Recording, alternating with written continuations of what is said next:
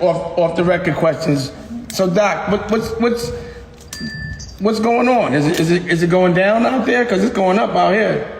Yeah, out there is trending up. In New York and New Jersey, we were receding, and now we're probably plateauing, but still we're at a lower point of the trend or the wave than you all are out west and what we're seeing in the South. And the South is really exploding. Florida, around the Miami-Dade County area, has some of the worst rates right now. And I know California is creeping up there, and then Texas is another hot spot. So it's unfortunate. It's unfortunate that we are seeing throughout the South. I'm not sure what happened in California. I don't know if people got lax, but it's definitely ticking up. Like you all are almost on the same parallel that we were on the East Coast, but we're ticking back up, and we're not ticking back up like that. In the Northeast, we're holding steady and staying low. And the riots and all that, the protests that didn't. We're not seeing any major outbreaks from any of the protests. We're not seeing any major outbreaks from any of them. That's crazy. Because I was looking and seeing everybody uptown having block parties. Everybody was outside. I was like, oh my God. Yeah.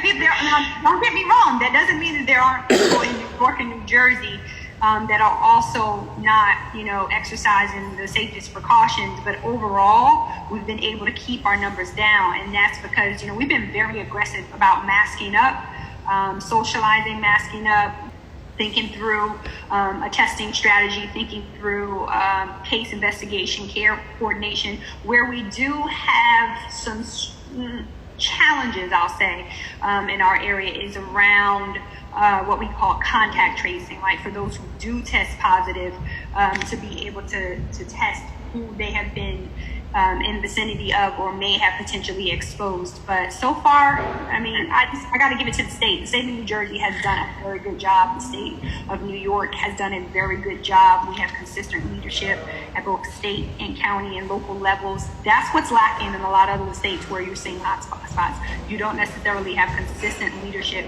at every level of government, and people are contradicting one another. Did you hear about the vaccines that have been developed? I just was doing an email with someone because we are one of the NIH sites where they're doing the trial. And the doctor at the hospital just said, "Can I sit down with you and talk about where we are in the trial and how we can approach this type of community?" That conversation is going to be fraught with some challenges because wherever you have broken trust between the community and a system, you have a lack of validation around the data. So we're going to have to make sure thorough and understand the data is telling us. We got to talk community through this. So yeah, I'm aware of the vaccine trials. Cool. I guess what's up, Bishop? How you doing? Can you hear me? Yeah, I can hear you. Yeah. Okay. So how's it going? I'm clear.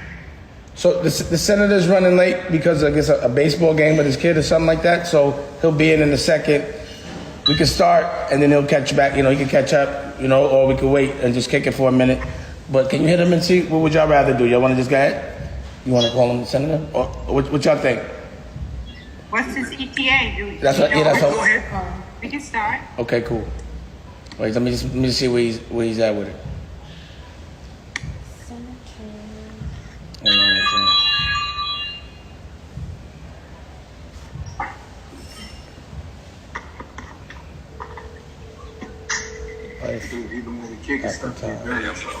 Hey, Can we introduce ourselves? are you coming in now? Not really. We're just Mr. Dash went around and said hello. Okay. So you're getting logged in. All right, cool. So all right, we'll wait. We'll start. So he's logging in now. All right, we'll see you there. He's logging in now. So this is Life After Time, right? Life After Yes. Time. Right. Cool. Yes.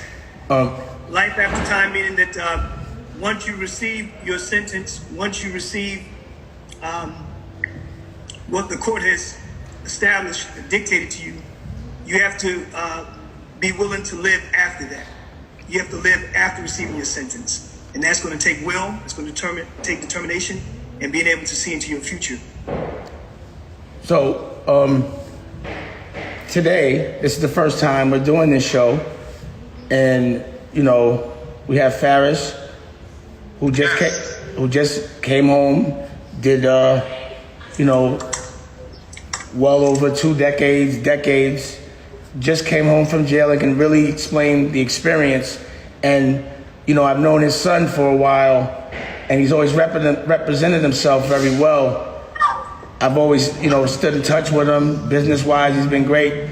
And when he got home and I spoke to Faris, the first thing he started to talk about really was how unhealthy the food was and what was available to the inmates, and how you come in healthy and it's basically setting you to come out unhealthy. And this was exactly, I felt, the direction that everyone on this platform is going. You know, a lot of us talk, and I thought that it would be a great time to try to make some change, bring awareness and change. So first, I'd like to let everyone introduce themselves, and let's start with Faris, and then we'll start and we'll just kick it about that, and we'll just go from there. Faris? Yeah, how you doing? My name is Faris Phillips. I was just recently released from federal prison after doing over 27 years for a violent act. You know, from Harlem, New York. I grew up in Harlem. I was born in New Orleans. I have one son. You know, I have 5 brothers, 2 sisters, 1 deceased. And it was I had a very, very rough childhood growing up in the inner city. A very rough childhood. My father was sentenced to a life sentence in Angola prison. And my mother was an addict and an alcoholic. And that really left me with no direction with some family members. And, you know, I had a very, very difficult childhood. So that led me to the streets, try to take care of myself and try to help myself overcome some of the obstacles that I was dealt with. Pardon me, is that ringing coming from you or somebody? Very, very hard for me, you know, not understanding what my mother was going through as an addict. You know, once you see your mother, you know, not doing as well as you expect, you know, you're embarrassed. You know, all sorts of things go through your mind. And I channeled a lot of that anger in the streets. And because I didn't know how to deal with it, you know, as a kid growing up, you know. So, you know, I got involved with, you know, the street life, selling drugs, doing whatever I could do to keep my mind occupied away from what was going on at home. You know, I just tried everything in the world to try to escape that reality. And by doing so, you know, I committed some of the most heinous crimes that you could think of during that time in the early 90s in the crack epidemic and so forth. I went to jail at a very early age, about 22, 21. And I was sentenced to 33 years, 5 years in the state and 28 years consecutive in the federal prison system. I recently got out due to the COVID situation because I'm a high-risk candidate for COVID because I suffer from high blood pressure. Through that situation with my attorneys, they was able to give me an early release because of my high risk. I came home, you know, just about 15 days ago and got involved in a program called In Arm Reach. It deals with kids whose parents are incarcerated. And it's a very positive program. My son attended the program years ago, and it helped him a great deal. And you know, it's pretty hard really coming back to society with all the changes and so forth. But with the love and support of my friends and family, I'm going to get through it. I'm going to get through it because I'm focused and I'm determined to get through it. Because after that type of sentence, most people are broken. And I know a lot of broken, guys that did the time I've done. And, I set some goals for myself to not allow myself to be broken or my spirit be taken. And, I just feel I have so much life to live and so much life to give. I believe in giving, not so much receiving. I feel good when I give, not so much when I'm receiving. When I gave my time back, and got an early release, I wasn't really happy for myself. I was really happy for the people that stood by me, and for the people that helped me through the journey, because it was a very hard journey. And for them not to be able to turn their back on me or just forget about me meant a lot.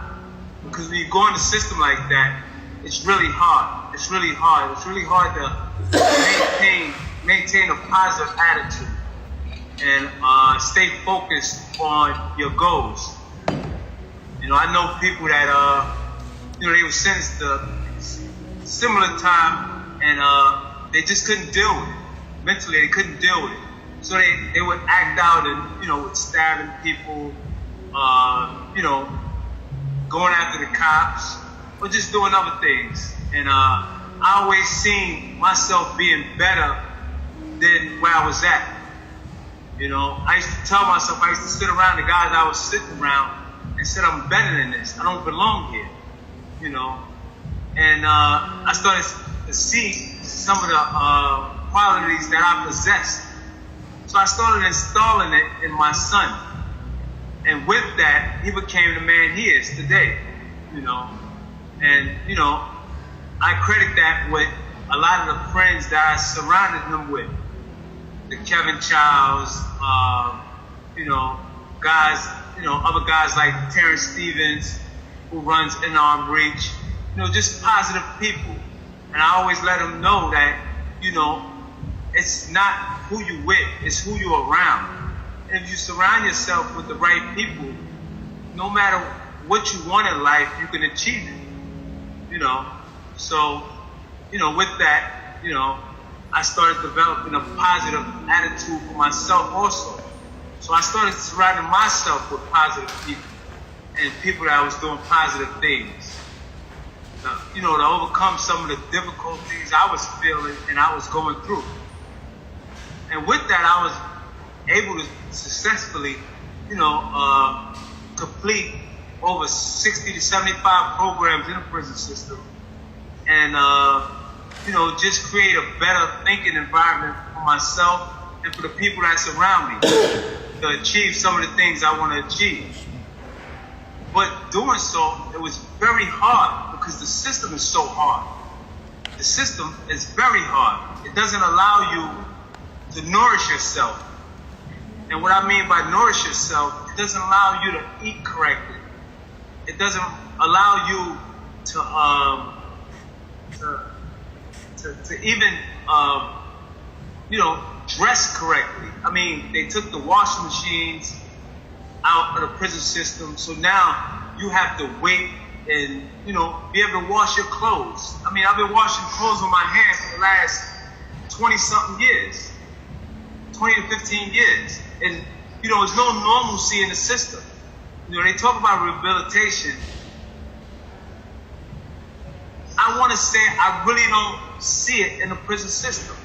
And I've been in there for over 27 years. I really don't see it. I mean, to me, the system needs an overhaul because you're not getting the basic needs that a person needs to survive. It's like you're living in a third world country out there, in there. You just have, the only difference is, you have a flushing toilet or you having hot water, Other than that, the conditions is horrible. It's horrible. It's horrible. You have people getting, what is the skin disease? Scalies and stuff like that, like all type of rashes on a frequent basis. And, it's just a horrible situation in there. In this time and age, I don't think life should be like that. I don't think life should be like that just because you might have committed a crime and you were sentenced to a certain amount of time. I mean, we're still we're still human. We're still Americans. You know, we still have people that love us and care for us. You know, so it's just a terrible situation to have to go through. You know. And the whole purpose of this platform is because we have such an authentic experience firsthand. Again, how can we fix it? And we're going to discuss everything that he just said and more. Senator, and can you introduce yourself? And well said, Farris. That was off the hook right there. You like a writer. Yeah. No, absolutely. So this is Eddie Melton, State Senator here in Gary, Indiana. You know, it's always an honor to be among the folks that's on this line. And I appreciate you, my brothers, just sharing your story.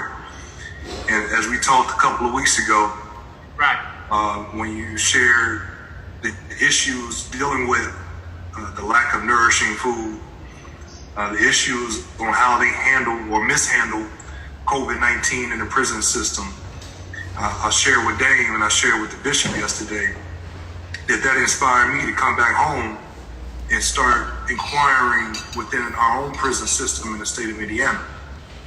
And I think platforms like this, conversations like this, will help other people pay attention to issues that you're bringing up. Where I'm hoping colleagues that I have across the country in other states will take up looking and investigating in terms of the treatment or the mistreatment of those in the prison system. So one of the things I strive to do is just listen. You know, I think as leaders, that's something that a characteristic that a lot of people don't have is listening. But once we move past listening, how do we identify what the issue is? Have a mind trust of experts, a mind trust of individuals that have a sincere desire to help the people and come up with solutions. And that's why I appreciate Dame. He always brings together people that's willing to commit the time to come up with solutions. So I appreciate you. I appreciate your family, and we haven't known each other a while. You know, like you said, for them to hold you down and you to have a son that you are extremely proud of, man, that's a blessing. And it's a blessing that, you know, to see you out and you being able to mentor other young men in so many areas. So I'm interested in getting to the conversation as we move forward and hearing other folks share their thoughts and perspectives. Nice. Dr. Chris? Oh. So thank you, my brother Farris, for sharing your experience, right? It's the power of the lived experience that really gives us the most authentic opportunity and window to solution. And what I know as a public health physician, you know, looking across the spectrum of humanity, what's wrong with a lot of the prison system is that one, it loses sight of the humanity of the persons who are incarcerated, right? Brian Stevenson talks about this in Just Mercy, still seeing the humanity in someone. That's what allows a system, when they don't see the humanity, to denigrate. I can give you a couple of stats. Each year that a person is in prison takes 2 years off of their life expectancy. Damn. Right? Each year takes 2 years off of their life expectancy, right? So it tells you something about the environment in which people are incarcerated. We have over 2 million people in the United States that are locked up, right? So overall, mass incarceration has shortened the overall U.S. life expectancy by 5 years. That's significant. That's significant, right?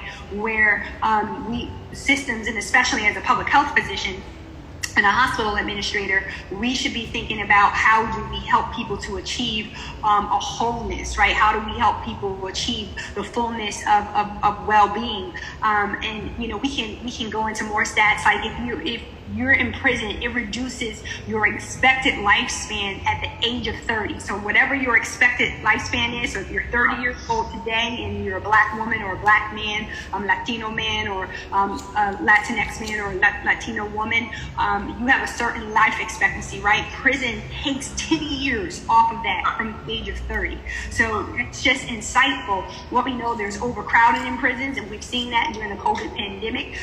Poor ventilation in prison, substandard, low quality healthcare in the prison. We know that you spoke about this too, the food, right? The meals, poor nutrition in prison.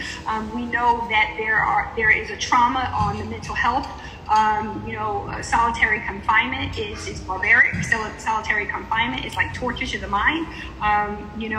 Just the overcrowding itself, that causes mental trauma and mental strain. So you take individuals who most likely were exposed, and you talk about this too, Brother Farris, who were exposed to some type of trauma at a formative time in their life, right? Right? And so there's a lot of focus also in public health on ACEs, adverse childhood events, right? How those adverse childhood events increase your likelihood of encountering certain negative situations as you grow. And you seek development, you seek nurturing, and oftentimes you seek them in unhealthy or destructive ways because you were exposed to trauma, right? There was a recent Zoom that we did at the hospital, and a prolific brother from the community said that violence is a learned condition, right? It's a learned behavior. And what incarceration is not doing is not helping individuals to unlearn the trauma and the maladaptive responses to trauma that contributed to their incarceration. So you were able to make it out. And I say that, my brother, because you made it out before you physically made it out, right? You made it out mentally. You made it out. You made it out emotionally. So what we have to be able to do is how do we disrupt the cycle of trauma that exposes children and exposes young persons and exposes adults to make adverse choices and outcomes, right? How do we do that? Two, how do we reform our justice system so that it is about perpetuating justice, right? So that sentencing is fair, sentencing is proportional, that people are given opportunities for mercy and redemption. How do we look at the conditions within prison, right?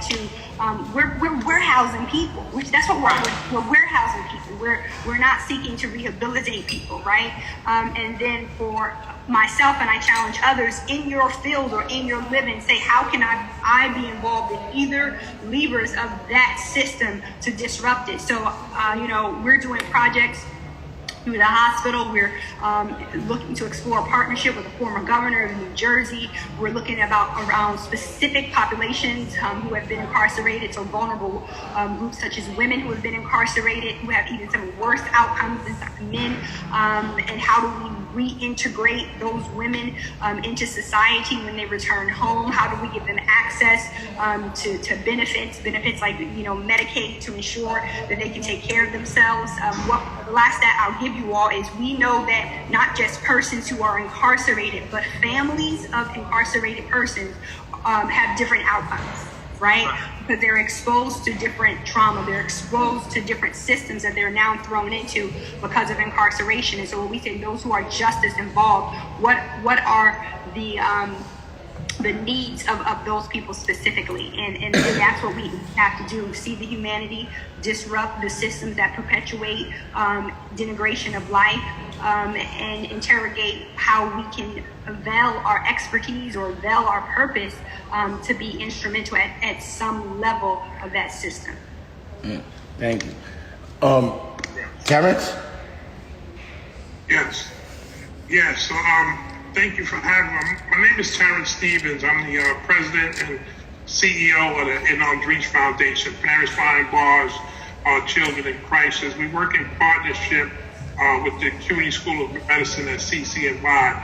We basically provide one-on-one tutoring, counseling, mentorship to children who have been impacted by parent incarceration. We also expose the kids to STEM, and we do coding classes as well. And we transport the kids up to the prison systems to try to, nurture that bond. As Farris has said, a lot of not only do the parents suffer the trauma of being incarcerated and being subjected to, the prison system, but the kids are also suffering on the outside. And most of the kids feel that the parents is not there to do anything for them. So that creates like isolation and whatnot. And, a lot of the things we do up at the prison, at the CUNY University is informing these kids that when we take them on a prison trip, we do questions and answers to try to see how much input that they are having on, that the impact of parent incarceration is having on them. But one of the things that we also do is try to expose them to outside field trips and let them know that their parents played a role with them being able to go to a library or being able to be exposed to a STEM session so that we can kind of break that trauma of them feeling that the parents haven't done anything for them. I can relate to what Farris has been through as well, because I spent 10 years of a 15-year life sentence incarcerated, and I'm virtually paralyzed from the neck down. I suffer from muscular dystrophy. Throughout the 10 years I spent incarcerated, I had to be turned from side to side every 2 hours during the night. I had to be bathed. I was subjected to substandard, inadequate medical care and treatment. And one of the things that I got involved with was the Rockefeller drug law movement upon my release. And we teamed up with Russell Simmons, Jason Flom, a number of executives to try and expose, to try to change these laws, because a lot of Latinos and individuals of color was being locked up with life sentences for low-level, non-violent drug offenses. So I have first-hand knowledge of, what the incarceration situation is, and that's why we are focused on serving these kids who have mothers and fathers that was incarcerated. And so with my relationship with Farris and supporting him throughout his incarceration and him mentoring our kids over the phones and having his son involved with our programs, we really spoke about also the funding and different aspects of development that these kids can be benefiting from, upon his release. And so I'm really happy that he's home and that, he made it through what he made it through. And we look forward to continuing our work up at the university and, continuing to run programs for children of incarcerated parents. Wow. You're a superhero, bro. You're a superhero. For real. I was reading Kevin Chow's book, who also sort of connected me to Fayback.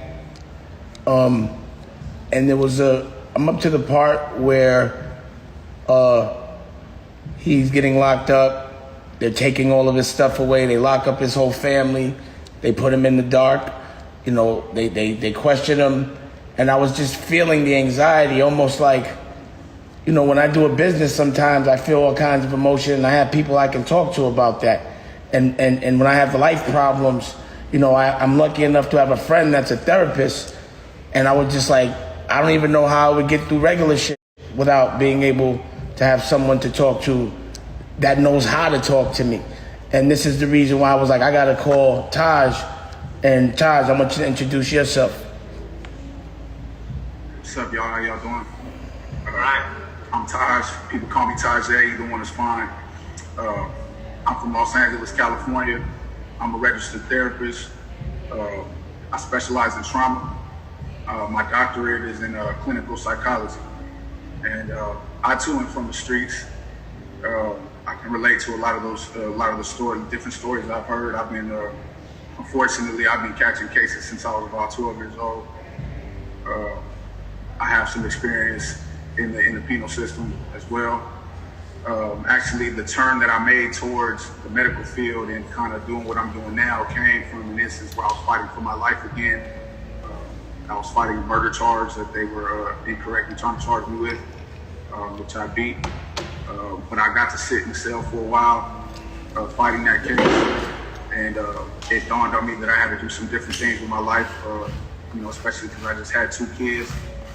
And I changed the direction of my life and, found a passion, found some direction, which is what I'm doing now. To kind of comment on what I've been hearing, there's trauma involved in all of this. And every level of what we've been talking about. One thing that I've heard addressed is, like the doctor was expounding upon, is the statistic where, your lifespan gets kind of cut, at a certain age. Well, for people like us that come from the community, our lifespan's already being cut before we even hit the prison system. So you can imagine adding that on top of that, as well. Some of us that before we even get locked up have been shot, have been abandoned, have seen friends die in front of them, at early ages, worrying about getting shot and killed when they're supposed to be learning at school in second grade, things like that. And, we haven't even mentioned generational trauma, just from post-traumatic slave syndrome all the way to now, which, it expresses itself in post-traumatic stress waves. So jail just adds on top of that. And, whatever injustices that we're facing on the streets, for people who haven't been in the system, you can imagine in the system there's even less accountability. We face a lot of the same threats inside that we do outside. And again, there's less accountability. So if you think there's no accountability on the outside, you can imagine on the inside where there's just none. You can't even look a CO in the face. The minute you come in to processing, whether you're going to the county jail or you're being shipped off to prison, the first thing that they ingrain into you is submission. Out here, what are they doing to us? They killing us. They saying, you know what? If you don't do what we tell you, you're gonna die tonight. Inside, same thing. As soon as you get there, they ingrain that into you. If you don't do what we tell you, you're gonna have a hard time in here. What was the reference? What was the reference to the dogs you were saying? What was that? The reference to the dogs. The dogs? Oh, as far as last night you said when you look at yesterday. Oh yeah, nah. Well, during my first time being locked up, when I went into processing, they had put us in the dorm. This is the first time I kind of learned about, what goes on in there and how they, program it. And we was all in the dorm, and they had a rule every time they entered into the dorm was you had to hold your head down and you had to put your hand up like this. You had to lay down in your cot, face down, with your hand up. In the animal kingdom, that's submission. If you've ever seen, if you ever watched, primates, or even if you watch Planet of the Apes, what's their submission? They do this. And that's what they're doing to us. That's how they treat us inside. And again, you're not eating right. You already have abandonment issues. If you're coming from the community, you already have abandonment issues. The one thing I seen with like Ferris that I like, congratulations to you, brother. You know what I'm saying, for being out and surviving that. But one of the things that I think is distinguishing you, that has made, that has helped you to come where you're at now, is that you had a support system of some sort. Number one. Right. Yeah. And the thing is, a lot of people that go outside, don't have no support system. Like you said, a lot of times families forget about them, especially if they wash and they doing like long sense. People, they're already coming in with abandonment issues in the first place. They're already coming in with attachment problems. Moms, like you said, like in your life, moms might have been an addict, pops wasn't around, so they already dealing with these issues. So they come in there, it just gets reinforced. And so not only are we not rehabilitating this community, okay, but we're causing more trauma, and then if they do get out, not only are their lifespan lower, but the chances of them going back in is double, because now they're being re-traumatized again, being outside. So in essence, what's happening is you have let's say in the military, you go to war, they come back, they're not able to adjust. That's the same thing that's happening to people that's locked up. And I see it within myself. I too have high blood pressure, right, from this life. And I deal with my friends and family that are locked up every single day. Dame, you've seen my cousins, they come home with big old things on their legs. I have one right now on my leg. Yeah, you know what I'm saying? So it makes it hard to get work. For somebody like us, we're lucky. We know people like Dame. We got a network of people that can kind of help us with things. But I know other people who only know me. They don't know nobody else. So it's hard for them to be able to make money. They can't go outside a certain radius. The system tells them they can't be around the people that they grew up with that love them.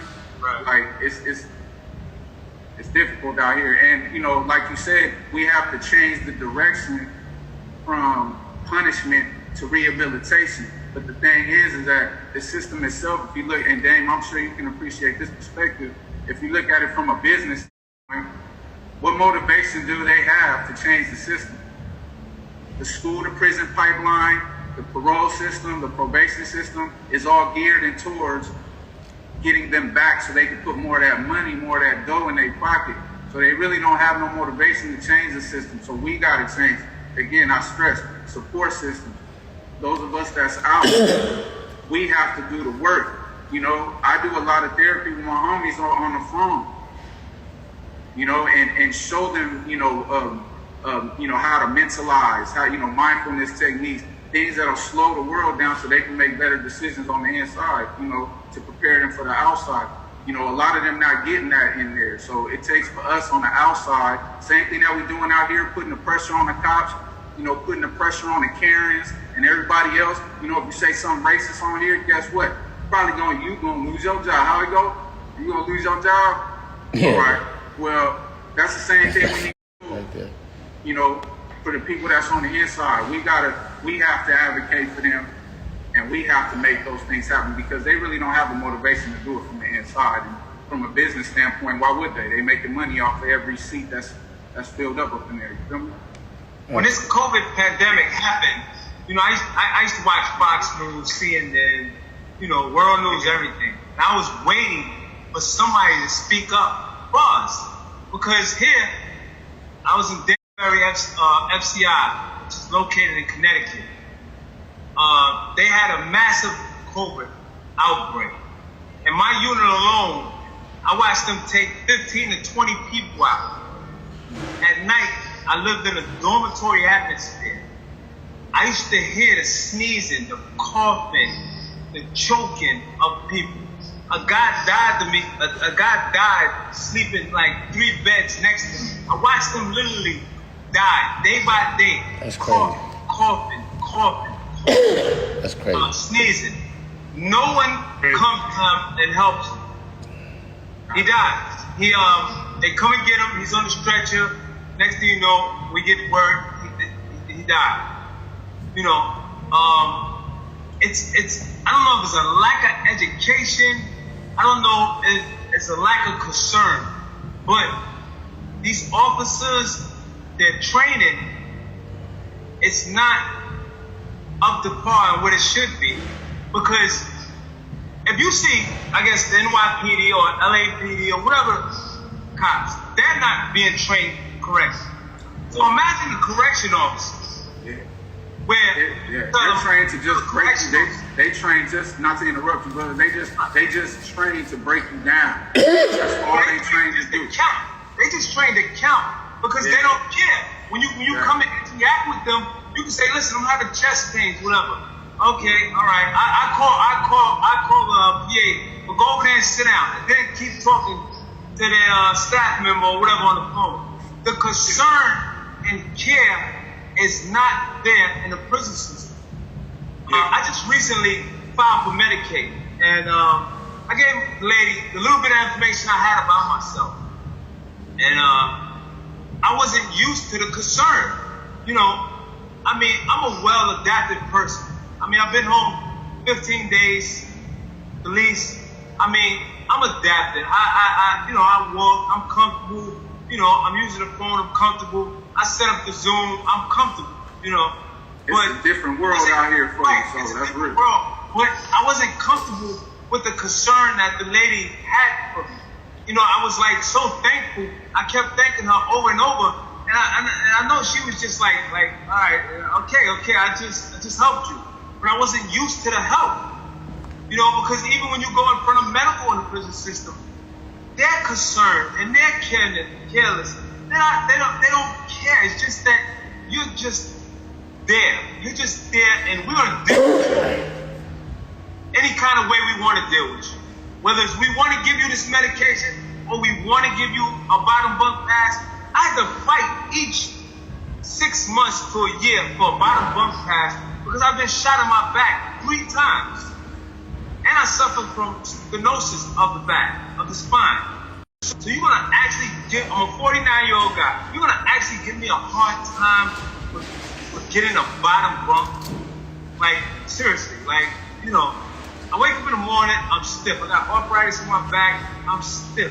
So you're gonna actually, if I don't fight for this, you're gonna actually put me on the top of a bunk, you know, where I gotta climb down with stenosis and 3 gunshot wounds to my lower back.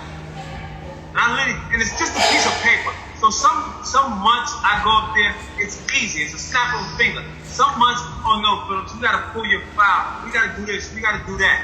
And it's like, yo, you serious? Like, come on, man. Like, why I gotta go through this for a bottom bunk? You know, but then, you know, someone that doesn't look like me, or a Caucasian guy coming there, or a Jewish guy coming there, like that. He got every pass in the book. Foot pass, back pass, bottom bunk. He gets everything, a fan, clippers. He gets everything he wants. And that's because, and that's also because they fear that they're going to be held accountable by those people. This is why we have to educate our people by holding them accountable, how to hold them accountable, and things like that. There's no accountability when it comes to our community, and that's a big problem. Well, you know, my thing is, our thing is, go ahead. It's like a lot of the prison guards, it seems like they are trained to turn rehabilitation into punishment. But you are already punished by your sentence. You're not supposed to be punished while you're supposed to be rehabilitated. But they take the rehabilitation away and they replace it with additional punishment. Bishop? Bishop still there? Yeah, I'm here. I'm using a new computer, so change it. First of all, I want to tell Mr. Stevens, you are my heroes. Because what I do in life, I'm into changing lives. And nobody lives their life in a straight line. Every individual, it doesn't make a difference who you are. You make different changes. You make different changes from being an infant to being a child, from being a teenager, from being an adult. And each and every one of us, we've made mistakes. And each and every one of us, we come to a place where we have to reevaluate what we've done. From Mr. Phillips, what I've heard from you that really blessed me, and I came up with this. The first thing all of us we do, we have to have a self-evaluation. And this is a self-evaluation regardless of when we want to do it. But we do this self-evaluation. After the self-evaluation, we have to come to the understanding that we might have to re-educate ourselves. Once we re-educate ourselves, then we re-evaluate ourselves for re-entry. When we go for re-entry, and re-entry can be on many different scales. Re-entry could be changing the job. Re-entry could be starting a new relationship, but getting an old relationship. But through all of these processes, you understand nothing in life is a straight line. And everything in life is overcoming our failures, overcoming our mistakes, or overcoming some past thing that we've done where we want to move in a new direction. And then what I was getting very heavily is when Mr. Phillips was saying, others don't care about you. And what began to resonate with me is when others don't care about you, you have to care about yourself so much that regardless of your circumstance, regardless of your surroundings, you have to make a change. One of the the first books I ever read that was not a homework assignment was the autobiography of Malcolm X. And his whole autobiography is once again of self-evaluation, re-education, and change. And that comes when each and every one of us, we take a hard look at ourselves and we say, what's going to be best for us and what's going to be best for our families. I think one of the things that we have to solve here is that we have a pandemic in the inner city. We have a pandemic of people who have grown up in hurt, who choose a life to hurt others, and within hurting others, they find a form of survival. But within that form of survival, there becomes this cycle where we hurt ourselves and we hurt others. And then there has to come to a point where there is a reawakening. Now, with that being said, I can remember a while back, I was in the barbershop with a lot of my good brothers, my Muslim brothers.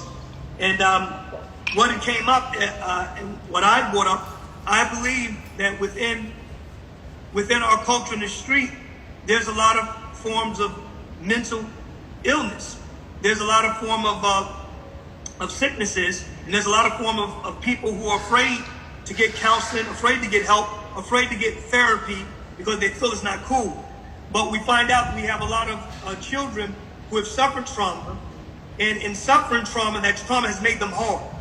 that trauma has made them hard and made them on a path of survival where they not always have empathy for their fellow man or their fellow woman.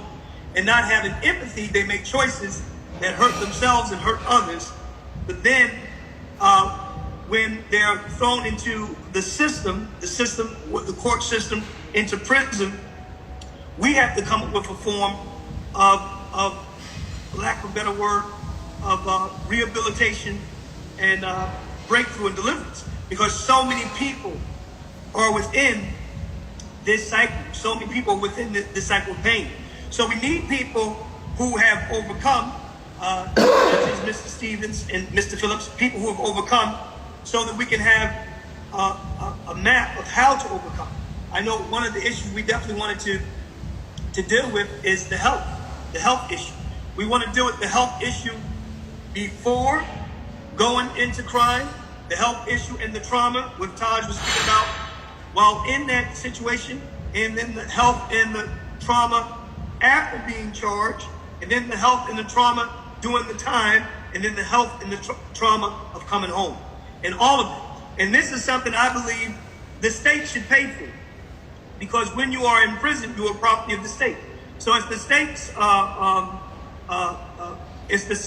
priority to make sure that this American citizen is receiving the right health care, receiving the right diet, and receiving a form of rehabilitation. And this is something that is very much needed. I'm in the field of ministry, and in ministry, I believe that everybody's life changes once they have an anointing. The Greek word is Christos. Once you have an anointing, you have a whole new outlook. You have a whole new breakthrough.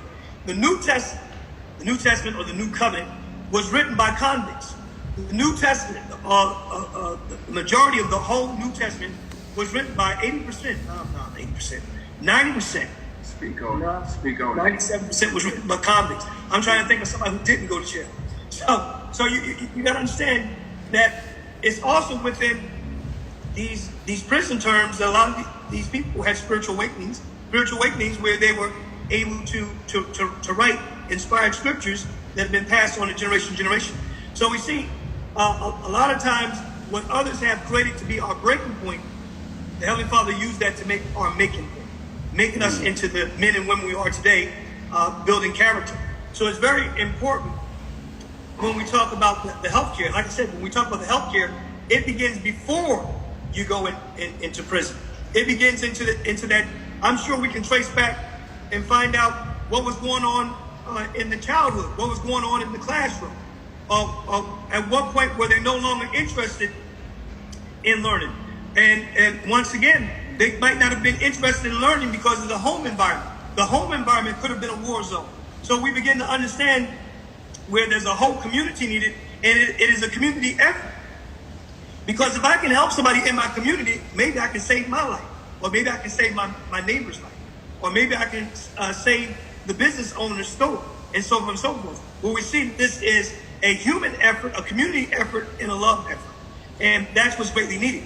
And then, as Mr. Phillips was saying, and also Mr. Stevens, so many correction officers, they have the mentality that your life isn't worth saving.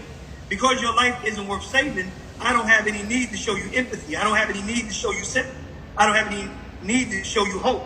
So they feel as that it's their job to persecute those who are already hurt, persecute those who are already broken. But once again, this cycle, and it is a cycle, has to be cured. What we see in the past is that America thought, well, first of all, prison is big business.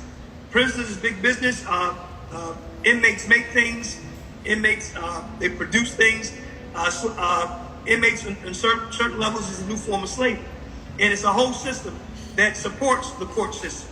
It supports lawyers. It supports police. It's a whole system that people don't want to rehabilitate because there's so much business. There's certain jails that they said that to house certain prisoners cost $65,000 a year. That's a $65,000 job that they'd rather not produce, but rather imprison someone and not help them. But once again, that's when we have to deal with the health issue, the trauma issues, and once again, the issues that put people behind bars. And then it's the whole other thing that comes involved. Children. The children suffer. The children who did not commit a crime. The children are stigmatized. The children have a harder time. So it's something that we have to brainstorm and come up with. Especially when we understand you have so many black and brown people who enter the prison system because of a traffic violation. So you have so many black and brown people who enter the prison system because they don't even know that they got a parking ticket. That parking ticket turns into a bench warrant. That bench warrant turns into arresting them. Oh, we can't let you out because court is closed. And then being in that environment, some people have to move towards survival. So this is something that we have to move on very speedily. And once again, I believe it's all a form of life coaching, because each and every one of us, we're still experiencing things that we're learning from, and still experiencing things we want to grow from. But I am always energized when I hear how people have stopped. They have taken an initiative to see and reflect and begin to say, I'm going to pick up my life. I'm going to pick up my life regardless of how many pieces it's been shattered into, and I'm going to walk in another direction. And everyone has done that in any form of their life, whether it's in education, whether it's in some form of abuse, whether it's in some form of failure. Everyone has made that choice and made the determination, even if they've made some bad choices, that they had to come to a place where they reevaluate. So one of the things that I want to do is get rid of the stigma of people who need help, gang members who need help, gang members who can't cope with the fact that, hey, I hurt somebody who's bothered me. And in that society, it might seem like you're weak. No, you're not weak. You're just a human being. You're a human being that has feelings and compassions. And someone needs to awaken those feelings, because those feelings, where some people call weakness, are actually the feelings would give you empathy to save another life and help another life and to encourage someone to move forward. So once again, there has to be life after incarceration. Yeah. There has to be a life after change. There has to be life after time. So when someone is given time, they have to live after it. Yes, Mr. Dash. So I just want to be clear, the intention of this conversation, it's like, checkers and chess. I don't think that the state or the government is going to intentionally help us. I think everything they're doing is intentional, and I think that we're going to have to help ourselves. So that would mean doing it ourselves. But until then, that's chess. But until then, we do have a senator on the phone. Rather on the Zoom.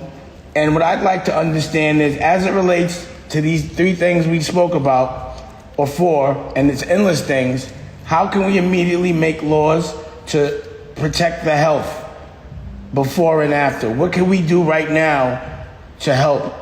And what are we lobbying? What should we be lobbying for to make this happen immediately? Senator. Well, I've started that process in Indiana, and I shared with you guys last night, and I just shared this with the group, as I called to set up a meeting to go visit the prisons in Indiana. It was scheduled. It was on the books. It was supposed to happen this week. 24 hours later, I got a call to cancel. So, which draws more suspicion in terms of what do we have to cover up? Why haven't you provided the opportunity for not just inmates, but also some of the staffers in there that want to talk and be transparent and open on some of the issues as they. So I think it's clear that we know what some of those barriers are. I know it's going to vary state to state, but it seems very similar. I know what they are. I know what they are. They don't want to. They don't want you to see the conditions of what's going on with the COVID in there. A prison system is not designed to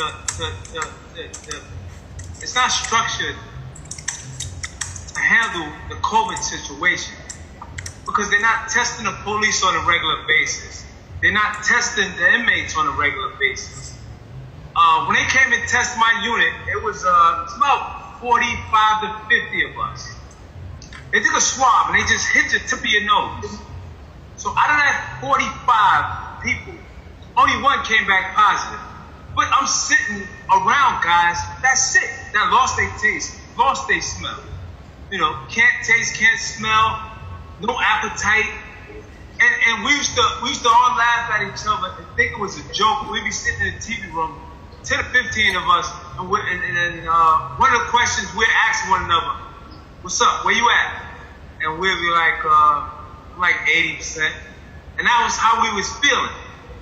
Some people would say, I'm at 30%. I'm at 40. So, it was like we didn't have no place to turn to. And another thing is that when you're feeling like that, or whatever the case may be, people are really afraid to approach the officers, because what they're going to do is they're going to lock you in a cell, right? And they're going to lock you in a cell. You have nothing. They don't allow you to take anything with you. No cosmetics, no change of underwear, no change of t-shirt, nothing. They just lock you in the cell. You're not able to use the phone. You're not able to email. So your people don't know what's going on with you. So it was a pact amongst us, group of guys, and we would say, if I ever get taken, call my aunt, or call my father, or call my sister, or call my brother, and let them know they just took me. And they would take you and put you in that cell and give you bag lunches for the remainder of your 14 or 15 days quarantine until you test negative. And some of the tests was, it wasn't an accurate test. Some of them be default, some of them be positive, was negative, and it was just locking people up. So some people would just say, man, listen, I'm fighting this on my own. I'm gonna give me a bunch of oranges, I'm gonna squeeze them, put a little honey in it, and I'm gonna drink this all day with hot water. And that was the only tool for us to fight. The federal system, it wasn't even giving us hand sanitizer. It wasn't even, we have not yet seen, and I talk to guys all the time, no hand sanitizer. Something as simple as hand sanitizer. So you got guys going to the computer, you got guys using a phone, you got guys right basically. That's crazy. The sinks are right shoulder to shoulder. There's no such thing as social distancing at the low facilities. So the germs are unbelievable. Because everybody is touching everything. You're not locked down. So everybody is mingling, everybody's in each other's face. It's unbelievable what people are going through right now. And I pray that anybody and everybody that has someone in the system please write to them. Please uplift their spirits. Send them magazines, send them books, send them pictures. Because what they're going through right now is unbelievable. I mean, I'm blessed to make it out. I've been getting calls all week from people, congratulating me and helping me and thanking me and everything. And it means a lot, but I don't get to enjoy it because I know what the people are going through back there. So I beg any and everybody who has a friend, a loved one, brother, sister, whoever, and that's incarcerated at this time, please do anything you can for them, to lift their spirits, to hold them down, because this is a very, very hard time for them right now with this COVID system. Let me ask you a quick question, if you don't mind. When you went through the process with your attorneys for early release, right, was that a strenuous process? How did that go? How long did it take? Well, I was fortunate, right? I was fortunate to have two great attorneys. One name is Anthony Rico, and one name is Peter Keanu. And I also had an investigator named Frank Gonzalez. He's retired now. They stuck with me through my whole process of my time. Those three was my foundation of doing my time. And I was blessed. And I used to thank God for them every day, because it wasn't nothing that I needed. It wasn't nothing that I needed that I couldn't get, And that was something on that side, opposed to the family side and friends side. The process, I didn't really reach out to them at first because I know how busy attorneys are. So what I did was I wrote my judge a letter, and I just gave him the experiences that I was experiencing while I was incarcerated there at Danbury while going through this pandemic. So he assigned me a public defender. So when he assigned me a public defender, my fiance called my attorneys. And when she called my attorneys, he told her for me to contact him. And when I contacted him, he took over the case from the public defenders, and he processed the motions with my help and with the other attorney help, and got me through the process. It wasn't strenuous. It was stressful somewhat, but I had faith and I prayed that, something positive will come out this, because I have always lived since day one when I entered the prison system in a positive manner. I mean, it was nothing that could get me off my square. I mean, I was around every and anybody. I've been through Attica. I've been through 8 different prison systems. And I didn't allow anything to take my focus off getting back to my family and to the people that loved me and helped me through the process. I felt I needed that. I felt I owed that to them, to show them that I'm not this person that I once was. Right. So, I appreciate you once again, my brother. I just want to weigh in on something. As long as the system of government can exert undue power and control over your life, it is spiritual, emotional, cultural negligence not to demand of the system to do right by you. As long as the system of government can define laws, can define regulations, can define consequences of your actions, it is suicide not to demand of the system to do right by you. Doesn't mean that the system is the only way to create a solution. It means that it has to be one of the tools in your toolkit, right? So in New Jersey, as of, I don't have more recent stats than May 2020, but in May 2020, New Jersey had the highest COVID-19 prison death rate. right? Because of the conditions that you described, because of the poor ventilation, because of the overcrowding, because of the denigration of humanity, not even giving you access to hand sanitizer, right?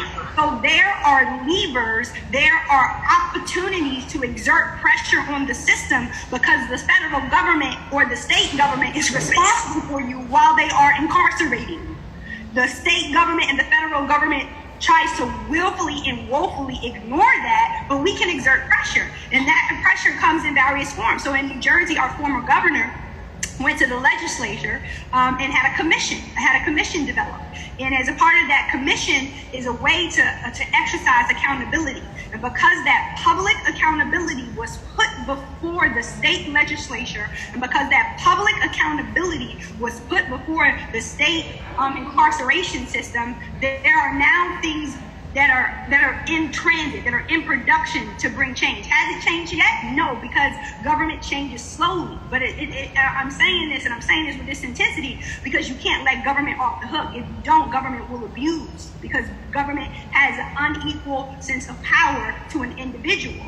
So I'm all for collectively us coming together. What can me as a public health physician do? What can you do as a bishop? What can you do as a reclaimed citizen, like reclaiming your full humanity and rights? What can you do as a therapist? What can you do as a thought leader and a mogul? Yes, we have to get together and solution and brainstorm. But one of the things we need to do, we must make sure we exert pressure on the system. We must tell the system where it is accountable and say we will continue to hold you accountable to do these things. Because of that pressure, in Essex County, New Jersey, the Essex County Correctional Facility established the first ever civilian task force that wasn't mandated by law. What was the pressure that was applied? What does that look like? The pressure came from a past governor. The pressure came from activists. The pressure came from the ACLU. So the system is not going to change, and especially government is not going to change unless you go to it. And the brother spoke about Medicaid.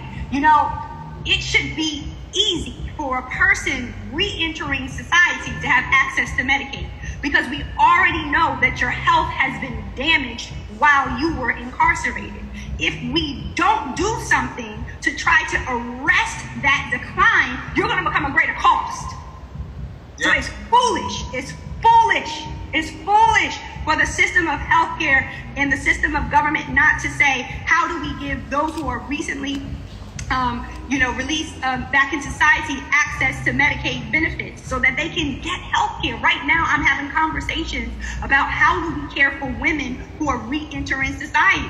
What are the stopgap measures to make sure these people are connected to benefits and it's not a dirty word to have rights. We have rights in this nation, right? But oftentimes we have to fight and we have to advocate for those rights. And I'm of the belief there is no stone that you leave unturned. None. No stone that you leave unturned. And we see this from movements that have proliferated across society for years. And we are now beginning through our collective power, right? We have a collective power. Through our collective power, we are speaking to that system of government. We are speaking to the incarceration system, and we're demanding accountability. More physicians have to do it, right? More physicians have to speak up because it's a public health crisis. And what the COVID pandemic did was shine a flashlight, shine a bright light on every disparity and structural inequity that already exists in this nation. That's what COVID did. COVID refuses to allow us to put our head in the sand and to say that we don't have an unequal and an unequitable society. That's what COVID did. So, and when you see that, you can't let up the pressure on the system, whether that's the state or the federal. So I'm for all tools being used. Can I add on to what the doctor was saying with respect to putting pressure on the government? And I also like to answer one of the senator's concerns as far as what can individuals do on the outside to have loved ones that are incarcerated who may be impacted by COVID. You can go to your local representative office, senator, councilman, explain to them what your loved ones is going through with respect to their family health. Have that local official write a letter to the Bureau of Prisons on the federal level, because they have the power to release those individuals if they have underlying medical conditions that COVID may have, can be impacted by COVID. One of the things that we don't want to do is turn their sentencing into a death sentence. And so what you have to do is go to the local official, have them write a letter, send a copy of that letter to their sentencing judge. If they don't have funds for attorney, the sentencing court can assign them attorney. And based on that letter, their situations can be addressed by the court. But the bureaus of prisons have the power to release them. You have to make the situation known. Get those letters in to the Bureau of Prisons and CC a copy to the sentencing judge. That's the only way an indigent prisoner is going to get released under COVID-19. But the BOP is not doing it. The BOP, the ACLU just sued Danbury Correctional Facility. They just sued them, and they sued the judge over there because it was a certain amount of inmates that filed, even myself, filed for early release or home confinement due to the pandemic. She denied every one of them. Every one of them. You can look it up. Cases out of Connecticut, Judge Shea. And the BOP is playing games. They was going so far to say, okay, Mr. Stevens, give me an address. You're going home. We're going to release you on home confinement. Call your family. Tell them you'll be getting released early. And then they were snatching it back. To get told this. And Nicolette. And then get it snatched right back from them. Nicolette. It was really, really, really heartfelt. It was traumatizing to not just them, but to their family members. That people actually coming to the prison to pick up their loved ones, and then they was told to leave the parking lot due to they're not coming home or they're not getting an early release. Unbelievable. I think we need to check the release rate of Caucasians being released under COVID-19 versus individuals of color. Well, what happened was I think it's institutional racism. With the Caucasians, this is the systemic racism. With the Caucasians, you had pedophiles being released earlier than guys that had maybe 2 years. You had guys that had their date that was 6 months ready to leave. They had their date, but they was letting no pedophiles leave the prison system before these guys that had 6 months or maybe 3 months to leave the prison system. And most of those guys that was pedophiles was white. Can I ask the doctor a question real quick? Doc, can you, when you get a chance, send me some information on that commission that was created in your state? Most certainly, yes. It was a commission specifically around reentry. So I'll give you that information. Thank you. Also, as we control the narrative, what a lot of people in America don't know, a lot of people in America do not know what's taking place in prisons. And that's become it's very important for people to hear it. And another thing is that everyone has to understand is that when you are in prison, you're still an American citizen. You're still an American. And the state has the responsibility to uphold the Constitution and to treat that person with the decency of human rights. A lot of things, what I'm hearing here today, I've heard in concentration camps. And there has to be a parallel. See, the whole thing is, right now, the narrative in America is, if you're in prison, I don't care who you are, if you're in prison, you're guilty. If you're in prison, you're guilty. And if you're in prison, you deserve to be there. I'm in ministry. Half the people I deal with tell me they don't belong in prison. Or their charges got trumped up, and then they wanted to plead to something they didn't do. So you have a lot of people who are in prison, who are American citizens, waiting to do their time, but in the process, they shouldn't be stripped of their humanity. And that's why these stories need to be told on a parallel, that people are taking away their humanity and they feel justified in doing so. But this needs to be heard. But once again, I believe it's in the best interest of the state to rehabilitate. I believe it's in the best interest of the state.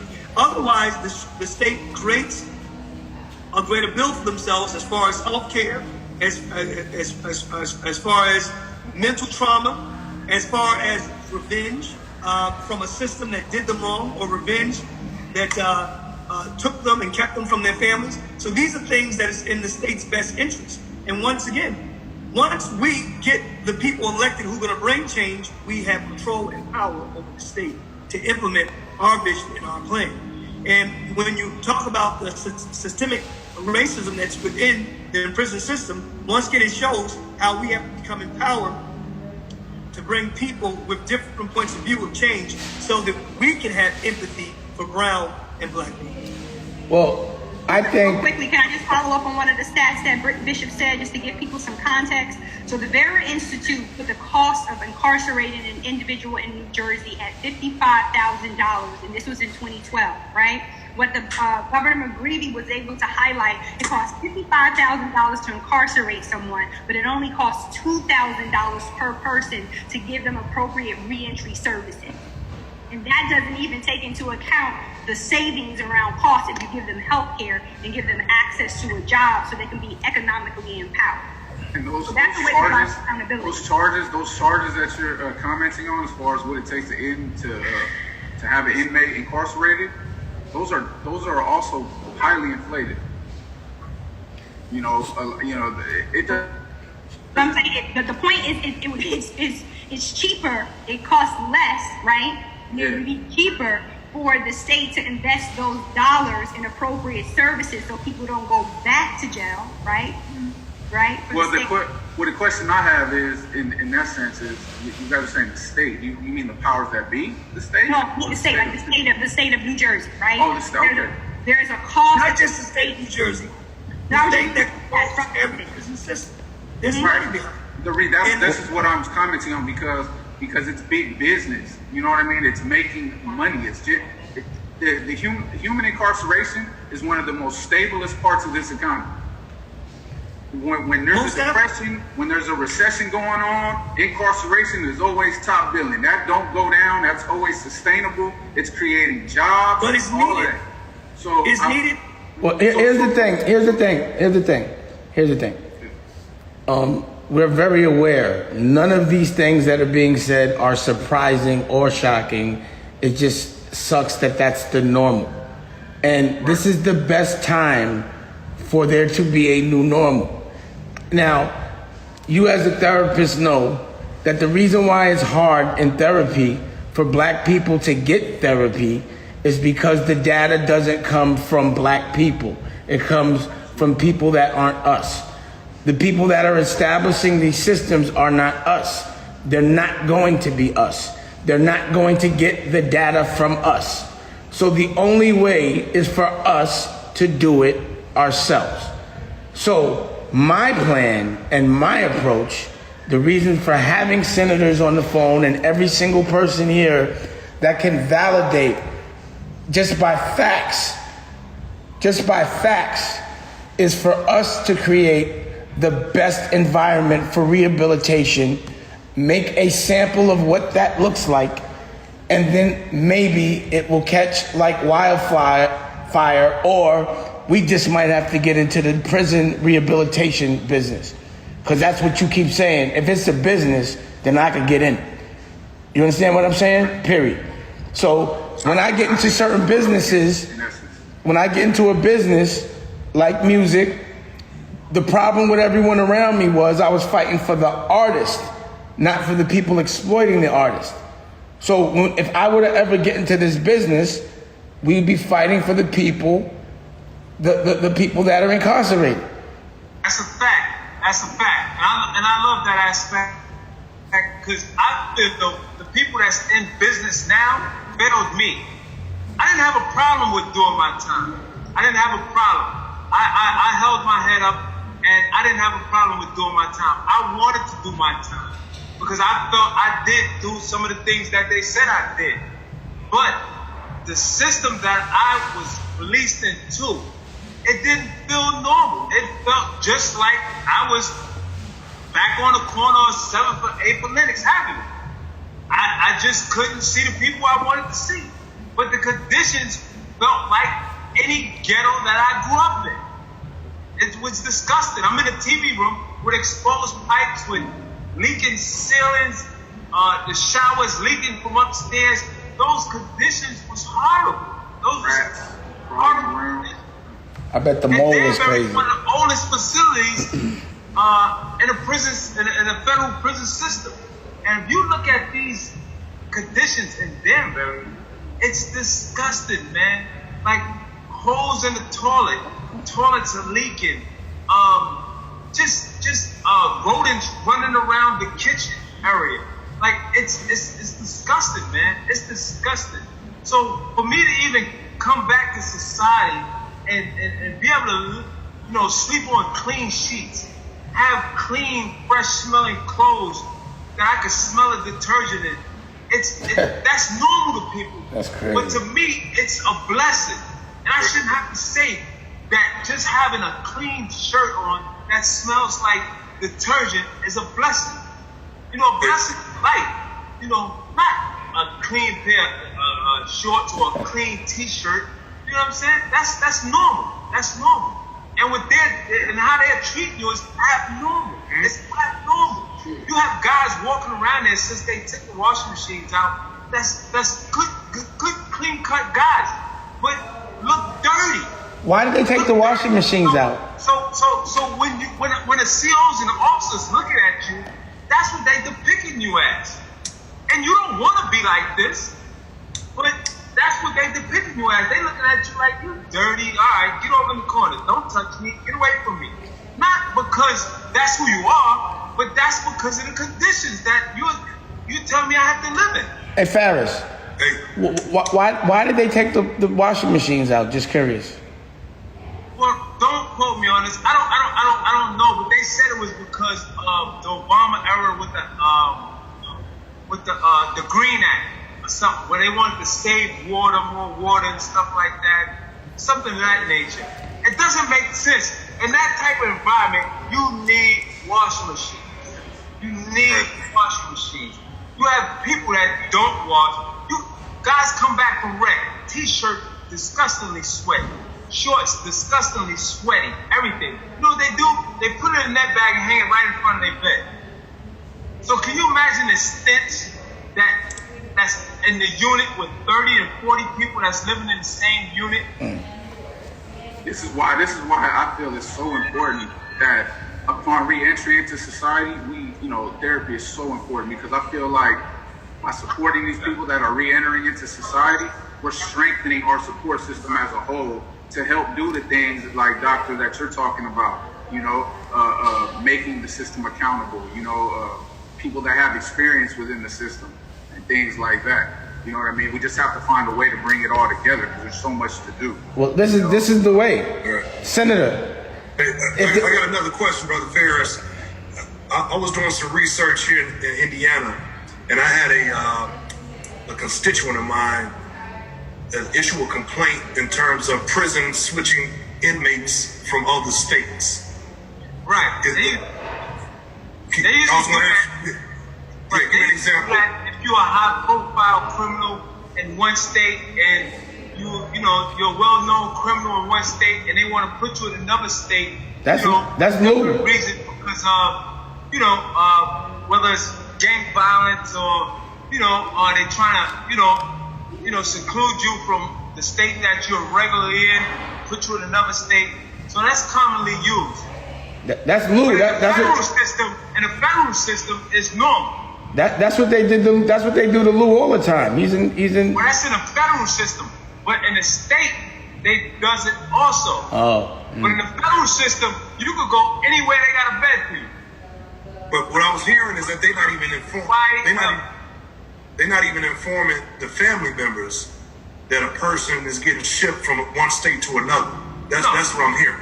No, like I told you, I've been to 8 different federal prisons, man, and I was in Florida, I was in Maryland, I was in different various states. So that's normal for the federal prison system. They send you, and that's right there. That's it's mentally disturbing to a person that has a son, that has a grandmother that can't travel, or people that can't afford to travel. That's really harsh on the family and loved ones. You know, where I know some people that they haven't had a visit in 5 to 10 years because they stuck somewhere in California, Louisiana, or somewhere, you know, and they might be from New York or, you know, New Jersey, you know, or Alabama, and they all the way in New York, or somebody in California that's all the way in Connecticut, you know, and the prison system, you know, holds on to them for a certain amount of years until they get it transferred. Yeah, it's sad.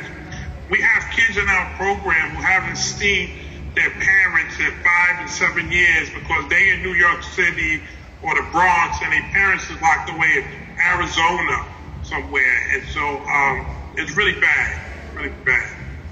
Is there a list, a focused list that we could make, Senator, so we can start attacking these as it relates to laws, art detecting laws? You have to separate it, Dave, because one minute you're talking about the state, right? In the instance, I'm talking about the BOP, the federal government. Well, so those are two different systems. Well, the model for me, from what I understand from the senator, is if they see it done well in a state, then it could become done federally. Well, me, I've done time in the state, and I've done time in the federal system. The state system, to me, gives you better medical care. It gives you better, food choices as far as within commissary and everything. The federal system fails you a great deal. They fail you on medical and diet, as far as, you know, with the commissary and everything. Because it's easy to have focused advocacy, and we're proving the point that I was making by these questions. I just want to let everybody know that. It's easier to have focused advocacy at the state level to pressure the state government to exercise due diligence, due process, and accountability over those it's incarcerating than it is at the federal level. Right? And so there are focused actions that you can do, but among those focused actions, being aware where the opportunities are around legislation, being aware of where the opportunities are around advocacy are necessary, because then that's going to create a pressure, a political pressure, and you can create a financial pressure to actually tip the scale or to tip yourself into change. Right. Yeah. Understand. And to that added pressure, I think it's, you know, figuring out who are the operators of these facilities, right? And figuring out who are those shareholders of those facilities. And if it is need be, you put pressure on those entities as well. Who's investing? That's what it's going to take. That right there. Who's investing in these places? Yes, who's investing? You know, I heard a long time ago Nike was doing investments in jails. You know, I don't know how true that is or not, but that's something that I heard. You know what I mean? There's big corporations that are investing on the low. Because again, it's one of the most stable things to invest in if you're a big corporation. You know? I think, you know, I definitely want to take the time out to thank Dane for giving this platform on this subject, because this is something that, you know, I sat back in the TV room for a while and prayed for, just for somebody to care about the guys that's inside, you know.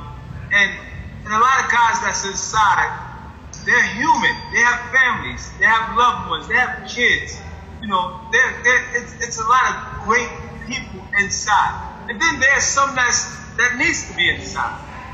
But they still should be treated as equal human beings. They still deserve to be treated, should be treated as equal. Well, anybody, what time is it? You know, and it's a shame that, you know, that hasn't happened.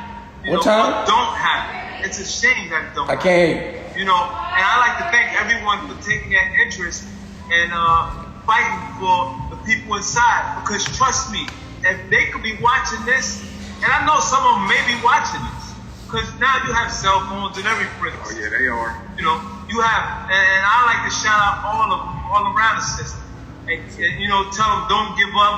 You know, stay strong and fight. You know, because they're going through a terrible time right now.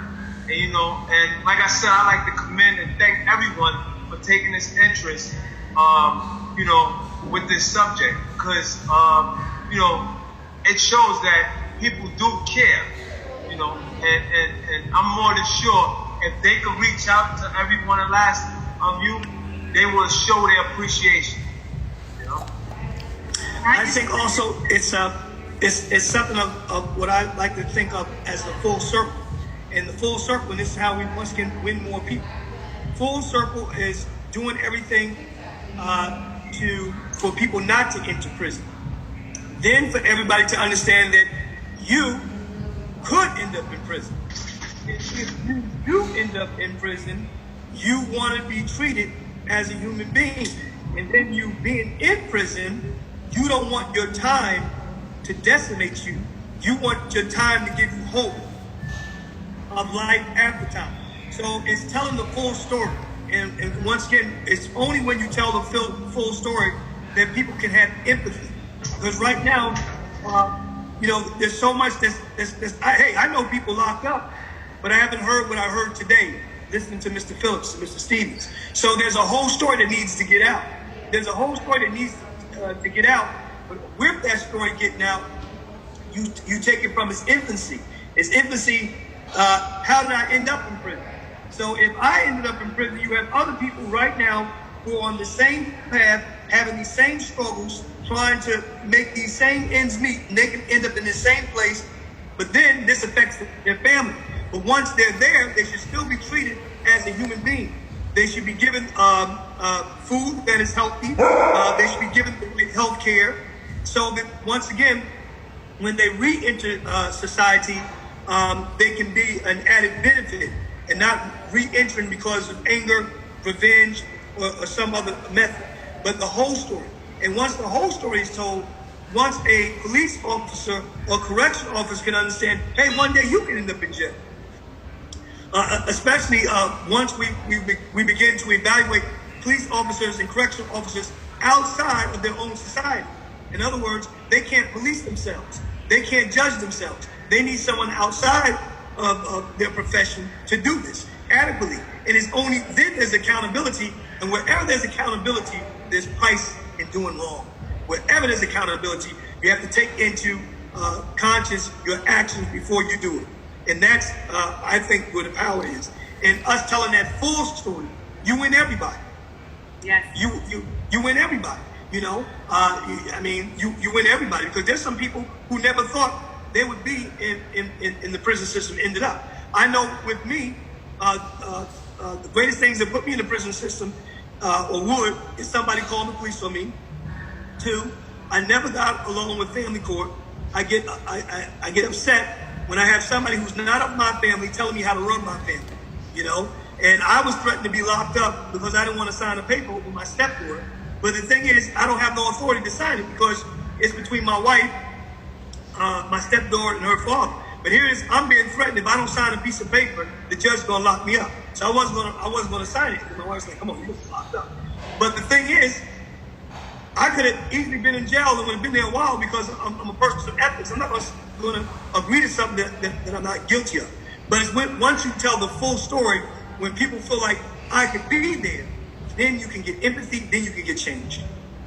That's pretty much what I was going to say. Just the power of narrative. Numbers are one thing, data is one thing, but hearing the voice and the lived experience of Brother Farris, hearing the wisdom of Brother Terrence, to be able to say, one of the most powerful things you said tonight was about teaching children of incarcerated parents. Your parent still cares for you.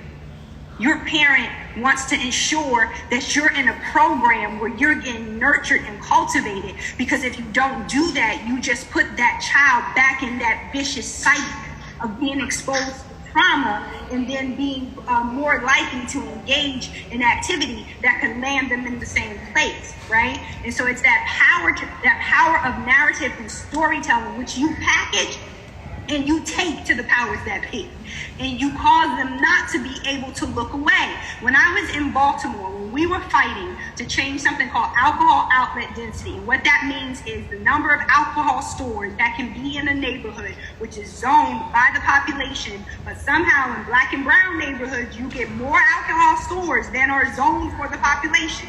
We went to the city council. We went before the zoning and the planning board. The most powerful thing were the voices of the children. We gave them cameras. We said, take a picture on your walk to school and show them how many liquor stores you encountered. Show them all the police activity around those liquor stores. And then we're going to put you in front of the commission and you're going to speak. That's speaking to power, right? That's having a strategy. That's having an agenda. That's having a plan. That's elevating and amplifying a voice. And that's holding powers that be accountable. And we as a people, we as black and browns, we as a society, we have to be versed in that. We have to be versed because others have access to that understanding and they're using it to their benefit.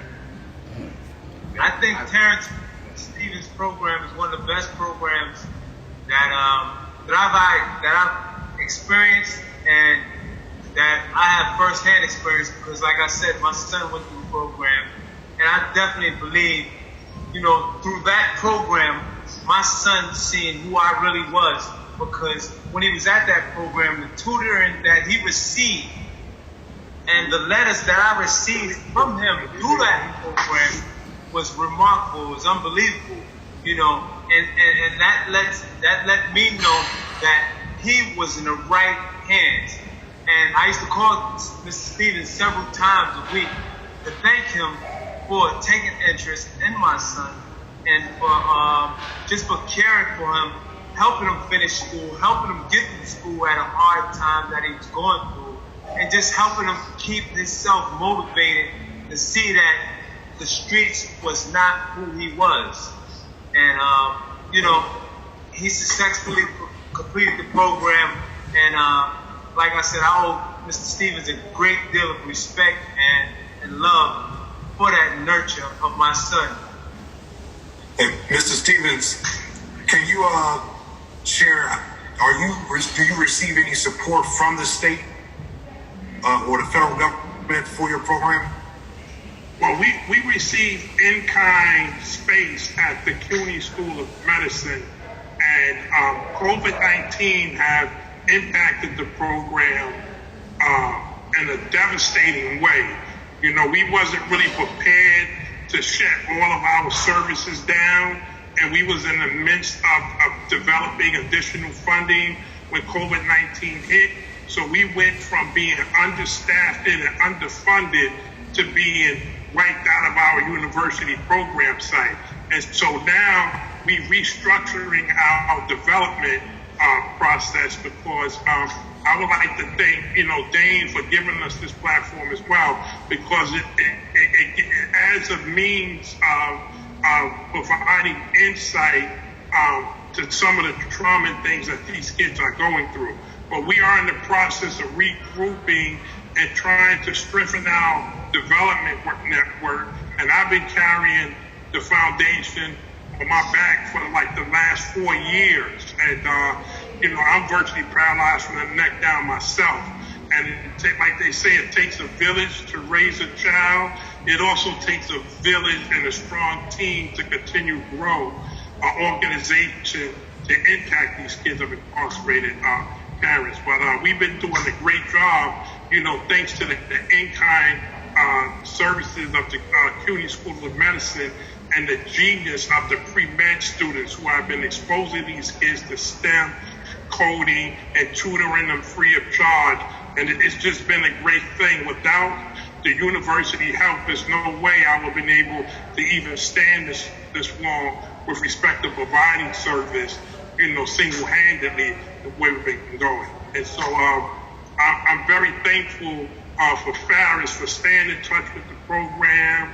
Right now, he's on our development team. He's been out about 15, 20 days, and he has opened so many doors for the organization that I'm very thankful for him. And one of the things that really impressed me with Farris was, in spite of being traumatized and being subjected to all the harshness that Farris had to go through, he still continued to effectively be a parent from behind the walls. And I take my hat off to him. You know, I commend him for being such a strong individual. Thank you. Thank you. Likewise, I commend all of y'all that's showing this example, you know, to the rest of us, especially the youth. One of the things that I try to, you know, accomplish in therapy is helping my clients see the agency in what they're doing. You know, the control. You know, Dr. Chris, you talked about that. I think a lot of times what happens to us in our community is they have this mental thing on us where we don't have control, and we start thinking that we don't have control either, inside and out. You know, so one of the things I try to do in therapy is to restore that sense of agency, that they can control their environments. You know, even on the inside, like with Ferris being a parent. You know, you brought that up, Mr. Stevens, about him being a parent from the inside. That is so important. That is so important. You know, and realizing that even from the inside, you can also have agency. You know, on the outside, you can have agency. It's so important.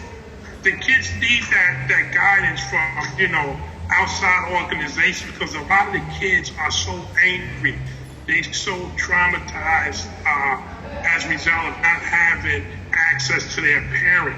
You know, I have to actually talk kids out of being so angry and frustrated with their parents. You know, well, my mommy did that for me lately, or my dad ain't doing this, or my dad, and they don't understand that, you know, their parents that's incarceration, they fighting a whole nother fight outside of trying to be a parent. They actually trying to survive, you know, and that's why when we do workshops and we go on field trips, we have to write thank you letters to their parent to try to ease some of that trauma that the kids are suffering. And it's also showing the kids that, you know, through trying situations, that they can still keep their sense of agency and still transform the environment around them. And that's, you know, that's the message that we need to spread, you know, to everybody. So, you know, congratulations on y'all example. You know, I can relate to it, believe me. Absolutely. My nurse is here. I hate to cut this short, but I have to take my treatment. My nurse is here. So I want to thank you guys for having me. Dame, I want to thank you for this platform. Farris, I want to thank you for what you're doing, bro. Thank you. I'm definitely looking forward to nurturing our relationship. And Dame, we need somebody like you on our board, my brother. I'm here. Somebody with some real leadership, my brother, that's not a bang that pavement. I'm here, bro. I'm excited. I'm definitely excited. I wanted to continue this conversation. And hopefully we can remain in touch. And Farris, thank you so much for your support. I know we're going to do great things. And thank you all. And I have to go to this treatment. My nurse is here. Thank you, bro. Terrence. I'll talk to you later. God bless, brother. Hey, All right. hey, All right, thank you. Senator, God bless. I felt like we were all doing closing. So, Senator? This has been powerful. You know, every time I get around everybody on this call, you know, I get inspired to try to do more and learn more to figure out what I can do to impact my community. I know I'm not in the states that you guys are in, but trust me, we have some of the same issues, same concerns that impact my community. So, you know, I forever appreciate you all. And Brother Farris, man, you are an inspiration, man. You know, I have family members that's locked up right now, both fed time and dealing with the state.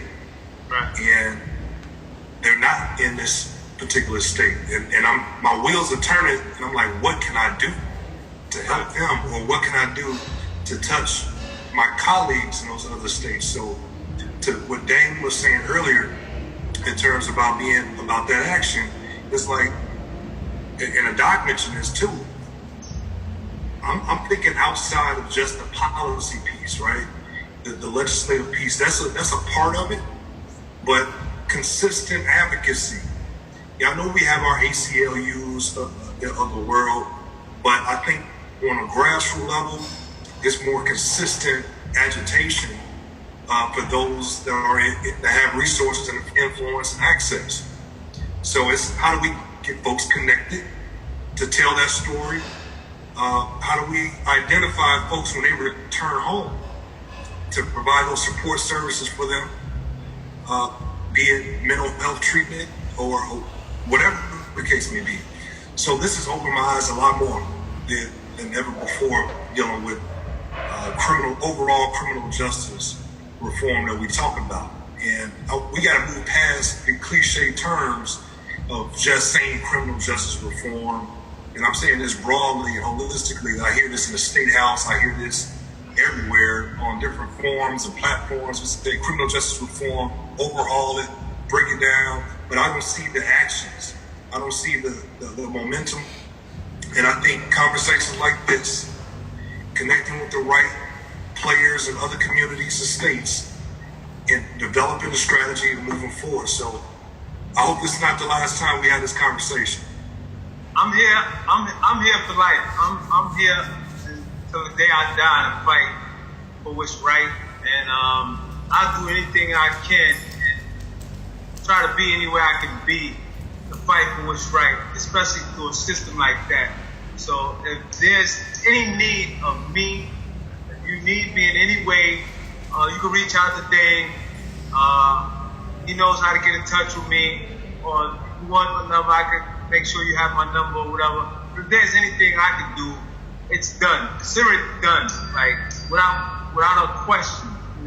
Just say, hey brother, I need you, and I'm there. So I'm here. I'm here for the people. I'm here for what's right. So like I said, I commend everybody for caring. And I like to thank everybody again for caring and reaching out and using this time to talk about the subjects that we need to be talking about. So, like I said, I'm humble and I appreciate everybody for taking their time out to discuss these matters. And I feel like we all need to come together. I mean, whether it's your friends, your colleagues, all of us have friends and colleagues.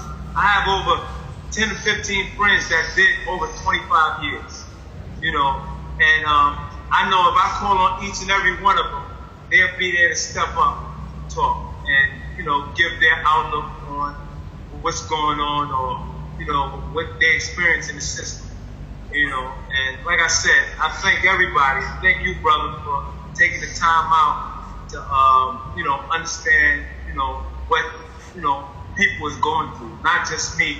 But there's so many other people like me in this system that just want to be respected and want to be cared for and want to be treated as a human. So I'm willing to fight for those people. It's all right. Appreciate you. Thank you. No question. So, in knowing Fayback, I was always kind of wanting to meet Farris. I was intrigued, I wanted to know what kind of guy, how did he raise him so well? And when we first spoke, I wasn't anticipating his spirit for fighting for other people, like his concern for others before himself. And it's sort of the same spirit that we all have on this Zoom. None of us are doing this for money. It's all for love, And it's like we feel other people's pain. Not many people that are strong enough, that are cut from a certain cloth, still care, But also, it's not about only bringing awareness. Everyone on here is about that action. Fully commits to whatever they believe in, wholeheartedly, 100%. And so well spoken, everybody. So this was a conversation because the intention after speaking with Farris is for him to be able to have and bring awareness and for us to evolve and make changes on a consistent level, not to speak about it once, but for us to have another conversation and we could say, since we've spoke, we've done this, just like every time I speak to the senator, he's like, oh yeah, since I spoke to Farris, I done been trying to get to the jail and I already did all this, that, and the third in the research. We all got to do that. And we all have to come back with a plan. And my attitude is, they're not going to help us. I'm not going to complain so much about it. I just feel like we have to figure out, and it won't happen overnight, but how to dissect this thing from the therapy to the health to the economic empowerment to the kids, you know, to the COs, to the judges, to every single part of rehabilitation curated by us, so that we're not waiting for them to give us a plan. We can give them a plan, or we can do the plan ourselves, but it's always coming from an authentic place, you know? And that's power. And I appreciate all of you for always taking me serious and always bringing so much to the table. I learned a lot today. And I have friends that are in jail and been with them for decades. And I still didn't realize it was that bad. You know why? Because when you speak to them, they're not going to complain. They don't want you to feel their pain. I've never once heard my friend, yo, I just saw a rat. I never heard him say that. That's right. That's right. And that's one of the reasons that a lot of people is not aware of what goes on. Because there's plenty of times that I was going through hell, but I never shared that with my son, my aunt, my brothers, my sisters, my attorneys, no one. I kept that to myself because in my mind, I was thinking this is norm. This is the norm of the prison system. In actuality, it wasn't the norm. You're not supposed to be going through things like this in the prison system. But for me not to inflict pain on my family and my friends, when they would call, I would tell them, they would be like, hey, what's up? What's going on? I would uplift my spirits when really my spirits was down, but I would uplift them so they won't have to worry. But really, I'm going through this, I'm going through that. But I've never been a person that complains. And I've never been a person that cried about my conditions, because my conditions in life was always at a worst. So that was a norm to me. But when I entered the system, it shouldn't have been a norm. It shouldn't have been a norm. It shouldn't have been, I shouldn't have been able to, I should have been able to have clean sheets or a clean environment to live in. Because this is what funding gets you. But when you're not getting those things, where's the funding going? I never, would they buy basketballs or TV? That's the only thing I've seen in the system that the funding go to. They don't give out soap. I mean, they just recently started giving out soap somewhat because of the pandemic. But other than that, they don't give you nothing else. If you don't have no soap to wash with, you're not getting none. If nobody gives you some soap or deodorant, you're not getting one. You know, to me, the system is totally broke. It's totally broke. It's totally broke. It's just a shame, man. And you know, before I close out, I would definitely like to thank both my attorneys and my investigator, Anthony Rico and Peter Keanu and Frank Gonzalez, because they was my truly blessings of getting me out of an environment that I could have been subject to dying after all the years that I served. So I would definitely like to thank them and show my appreciation to all my family and my friends that helped me through this long process. Y'all never let me down, and I thank you, and I love y'all all. All right. And, you know, big shout out to Kev Childs and Don Diva Magazine, Fayback, everyone that, again, was on this panel, always there for me, always teaching me. And, you know, there's some things, other things we have to do. So, again, instead of just talking about it, break these things down one by one. We'll play a little checkers, but we'll also play chess. It won't happen overnight, and we all have to understand therapeutically, this shit is broke on purpose. It's intentional. And they're not gonna fix it. It's meant to control and program us, for us to be slaves and not even know it. You know? To be conditioned to be slaves and not even know it. For that to be our normal. And that's gonna change. It's the perfect time for it. And I'm embracing that. So I'm happy about it. I'm looking for the right fight, and this is one of them. And all of y'all just looking for the right fight. All of y'all looking for the fight. Every one of y'all looking for the fight, the right fight. And I appreciate y'all. Hopefully we can continue to do this. Actually, we will. And we will come back with some results. I appreciate you, Farris. I appreciate you being so gracious with your story.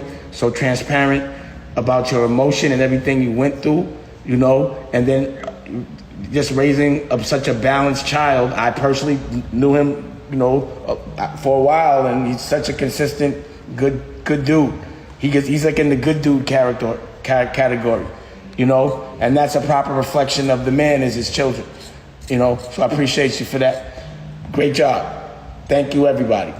You'll see this on Dame Dash Studios. It's important, so you'll be able to check it out. And also, we have the 24-hour thing happening on the app now. And I'll also like to do a screening with all of y'all at some point. You know, I'm gonna do a Yard Squad one. The Senator, we're gonna do one with Carlton story from the lynch mob for OG stories. I appreciate y'all. It's gonna open up a lot of dialogue. Thank you. Never. And Dr. Chris, I mean, well, who are you? Gosh, whew, you are ridiculous. I just wanted to say, Senator, I put in the chat box the legislature that was formed. Okay, you see it? Okay. Got it. All right. Thank you. All right, y'all. Love y'all. That is my people. Goodbye. God bless. Thanks again. If you want another amazing video with the one and only Dame Dash, check it out right there next to me. I think you'll enjoy it. Continue to believe, and I'll see you there.